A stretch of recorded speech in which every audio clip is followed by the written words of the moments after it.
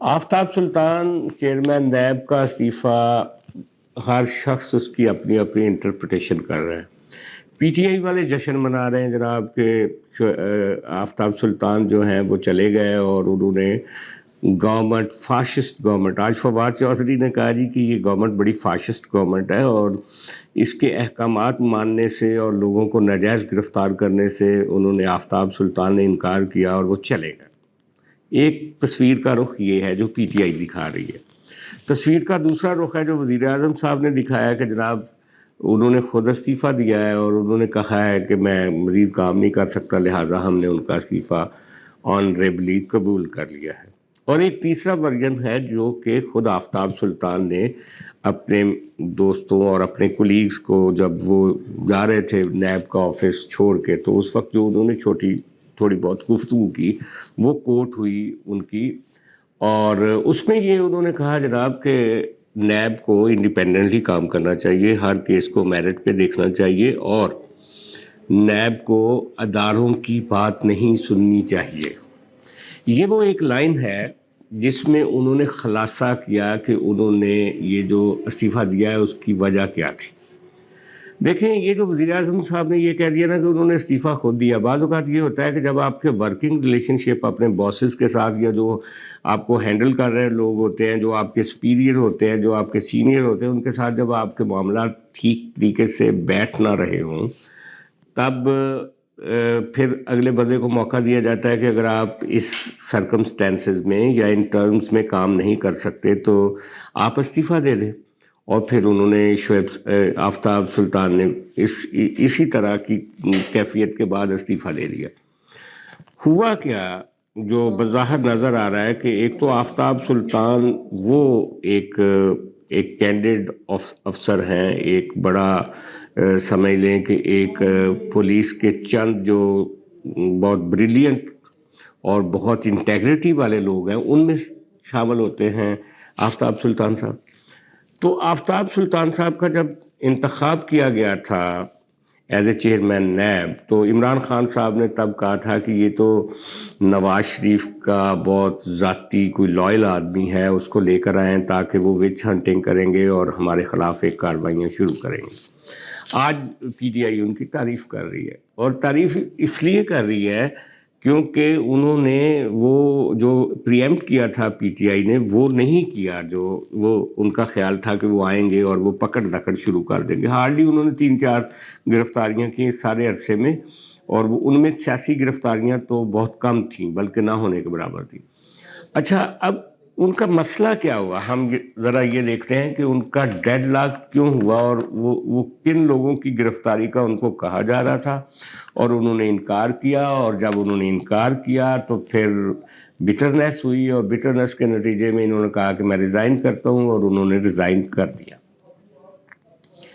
اس کا پس منظر دیکھیں کہ وہ پولیس افسر تو ایک اچھے تھے ہی، لیکن جب ان کو آئی بی کا سربراہ بنایا گیا تھا میاں نواز شریف کے زمانے میں، تو انہی دنوں ہی جنرل راحیل شریف جو تھے وہ اور نواز شریف صاحب ان کے درمیان ایک اختلاف رائے کی صورتحال پیدا ہو چکی تھی. اور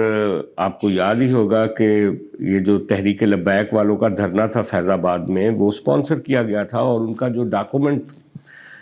جو ایک انٹیلیجنس افسر نے اور ان لوگوں کے درمیان جو پیسوں کا ایک طے ہوا تھا پر ہیڈ، جب ان کو اٹھایا جا رہا تھا تو وہ ڈاکومنٹ جو تھا وہ اسی آئی بی نے لے جا کے آفتاب سلطان صاحب نے پروڈیوس کیا تھا وزیر اعظم کو، اور نواز شریف صاحب کو وہ لمحہ بلمحہ انچ ٹو انچ بتاتے رہے تھے کہ کس طریقے سے جو راول پنڈی میں لوگ ہیں یا اپارا میں، وہ اس سول گورنمنٹ کو گرانے کے لیے جو سٹیپس کر رہے ہیں، وہ کیا کیا کر رہے ہیں، وہ سارا نقشہ جو تھا وہ میاں نواز شریف کو یہی بتاتے تھے. یہی وجہ ہوتی ہے کہ عام طور پہ جو سویلین ایجنسی ہے آئی بی، اس کا آئی ایس آئی کے ساتھ انفارمیشن اور مختلف جو پروجیکشنز لے کر آتے ہیں اس کے اوپر پھڈا ہو جاتا ہے، کیونکہ جو ملک کو چلانے کا عام طور پہ ہمارے پاکستان میں ایک زیادہ جن کو پرویو حاصل ہے اور جو سمجھتے ہیں کہ سب کچھ ان کی مرضی کے مطابق ہونا چاہیے، وہ سویلین ادارے تو نہیں ہوتے. اگر آئی بی اس میں ایک اچھا کام کر رہی ہوتی ہے تو وہ پھر ان لوگوں کو اس میں ایک دقت پیش آتی ہے. تو ظاہر ہے Aftab Sultan as a I B chief ان کے لیے ایک اچھی ان کا نیک نامی تو نہیں تھی ان اداروں کے نزدیک جو اس سے پہلے جسٹس جاوید اقبال کو ہینڈل کرتے رہے تھے ایز اے چیئرمین نیب. تو جب ان کو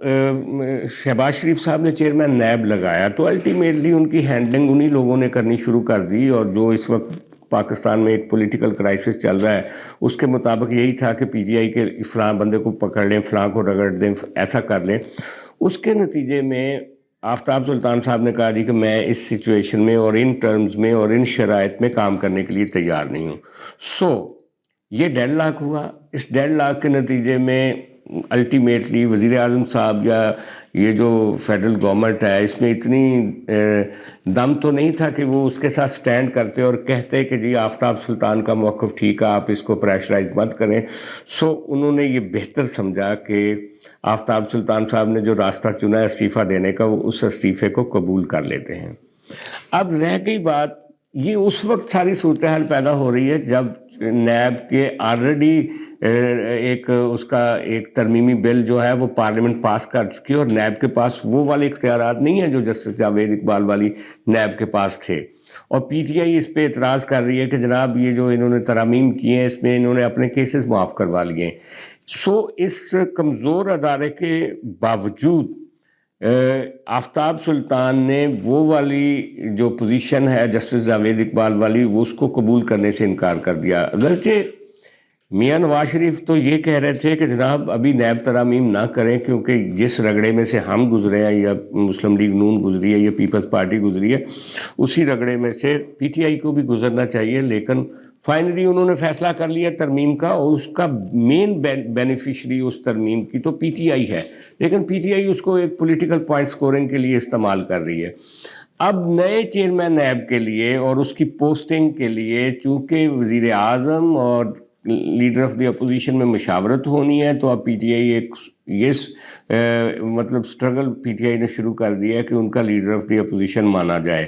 جن لوگوں کے استعفے منظور نہیں ہوئے ان کو کاؤنٹ کر کے پی ٹی آئی ایک leader of the opposition nominate کرے. راجہ ریاض جو ہے وہ نامینیٹ نہ کرے نئے چیئرمین نیب کو، بجائے اس کے کہ پی ٹی آئی کا ایک بندہ موجود ہو. لیکن اس میں بھی اگر پروسیس یہ دیکھیں کہ دونوں میں اتفاق رائے ہوگا تو وہ آدمی لگے گا. اور